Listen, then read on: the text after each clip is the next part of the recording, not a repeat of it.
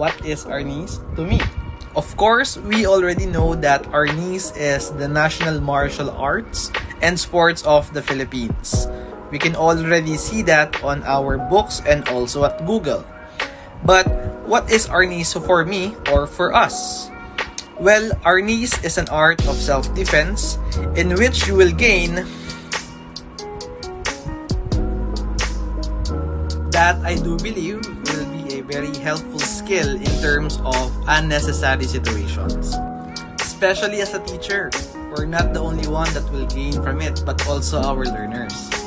We can share correct informations about Arnis, starting on the terms, proper holding of the stick, and the most important part, which is the execution.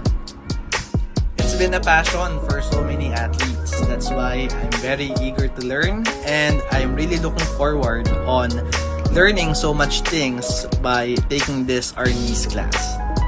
Again, this is Sir Pat, your proud NAPI teacher. Good morning, everyone. I'm Rosa A. de los Santos. For me, Arnis is a type of martial arts which originated here in the Philippines. Arnis teaches us proper discipline and self-control. It is important to learn Arnis for us as a self-defense so that we can protect ourselves, especially from dangers. No, we can use Arnis to learn and use it in the right way, but not to bully the innocent or to intimidate vulnerable people. We can use it with proper discipline and self-control. But we should focus more on the skills that we can learn. By learning it, we should value more someone's life. Okay? And in learning Arnis, you can be even more proud to be a good and efficient Arnisador. Hello, this is JR Mantala and this is my assignment number 2. What is Arnis for me? Arnis for me is not just sports and martial arts. It is a culture. And when we say culture, it will show us who we are, what we can achieve, and also the strength of Filipino in all aspects.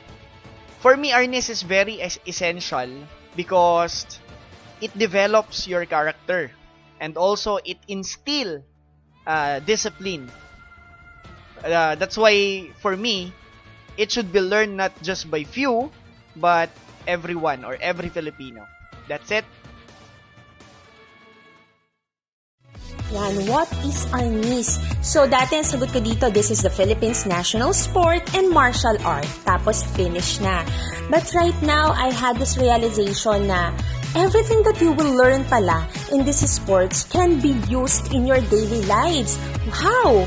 Siyempre, di ba, number 1, self-defense. So, magagamit mo to. Number 2, alam nyo, the discipline that you have to learn. Lalo na yung mga gagamitin mo dito na techniques and mga movements, kailangan talaga may discipline ka para ma-follow eh. So, it will also hone you as a person on how to become someone with patience talaga. So, I'm very excited to learn this and to teach this. Assignment number 2. What is Arnis for me? Arnis is not only fighting skills or self-defense. It teaches us self-control and discipline. It improves our physical fitness, mental, and social, pambansang laro ng Pilipinas. But for me, Arnis is a commitment. I commit myself na matutunan ang mga kasanayan sa larong Arnis dahil ito nga po ay tinuturo ko sa grade 7. Arnis for me is a passion. Passion, nakikita ko po yung pagmamahal ng mga manlalaro namin sa larangan ng Arnis. Kaya nga po, isa ang aming paaralan na nag-e-excel dito. Nakakapunta na po ang aming mga mag-aaral o mga manlalaro sa iba't ibang division at regional na paligsahan na kung saan minsan po napapasama ako. That's why we love Arnis. So Arnis, we love it, do it, and share. Is Arnis to me? Arnis to me is sword fighting. And then of course, this is our national art of the Philippines, diba? Ito nga yung pambansang laro ng Pilipinas. To be honest, sir, wala po akong background. Ayan, regarding Arnis. Ito po yung first time ko na ma-experience po ang arnis. So, syempre, later on, nagagamit din ko, di ba, for self-defense. Yun lang po. Thank you po, sir. God bless. What is arnis to me? So, bali, ang arnis para po sa akin, ito yung nagbibigay sa akin ng control, nagbibigay sa akin ng discipline. Dati kasi medyo lousy ako dati and napaka-clumsy and ito din yung nagbigay sa akin ng recreational activities. Nung una dati, recreational activities ko lang siya, pero nung kinalaunan, na in love na ako sa arnis and pinagpatuloy ko na siya hanggang high school. So, bali, sumali na din ako sa mga competitions ng arnis, siguro 5 times na. And sobrang saya ng experience ko sa paglalaro ng arnis. And masasabi ko talaga na dito ka tuturuan ng disiplina, dito ka tuturuan ng determinasyon sa paglalaro ng arnis. Thanks so much. Ito ang aking sagot sa tanong na ano ang arnis. Ang arnis ay isang uri ng sining na pakikipaglaban na merong opensa at depensa. Ito ay tinaguriang pambansang sports ng Pilipinas, na kung saan ang bawat manlalaro ay magkakaroon ng sandata or hawak na sticks or yantok at sila ay magkakaroon or magpe-perform ng iba't ibang uri ng forma ng depensa at opensa. So, para po sa assignment number 2, para sagutin yung katanungan na what is arnis to me? So, alam naman po natin na ang arnis ay tinagurian or kinikilala bilang national sport or national martial art ng Pilipinas. Sa aking palagay, ang ilan sa mga magagandang itinuturo ng arnis ay ang pagkakaroon ng kontrol, ng disiplina at maging ng paggalang or pagrespeto dahil sa laro or sa laban mismo ng arnis, meron silang tinatawag na pugay, which is yung pagpapakita ng pagrespeto doon sa kalaban. And isa pa po sa mahalagang makukuha or matututunan natin sa pag-aaral ng arnis ay yung tinatawag na self-defense. So matututo tayo na protektahan yung mga sarili natin kung halimbawang malagay man tayo sa sitwasyon na alanganin or sa sitwasyon na wala tayong ibang maasahan kundi yung sarili lang natin. So kahit mga basic techniques lang ng arnis ay malaking tulong na para maprotektahan natin yung mga sarili natin sa pang-araw-araw na ginagawa natin or mga na-encounter natin na mga sitwasyon.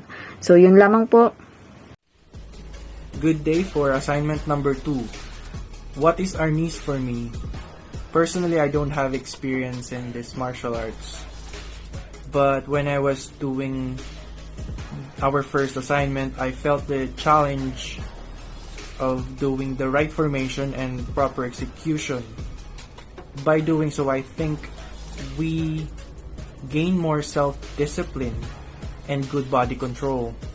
Another thing is by practicing these martial arts, we can be more confident in matters of self-defense and protecting others from danger. Plus, the benefit of having physically fit body as we train ourselves more often. So, our very own national martial arts is very interesting to learn. And I think every young Filipino should be taught about arnis. What is arnis for me? Arnis is the national martial arts sports of the Philippines. It is also known as eskrima or kali. This sport emphasizes weapon-based fighting, which is done using knives, bladed weapons, sticks, and various improvised weapons. It also includes hand-to-hand combat, grappling, and weapon disarming method.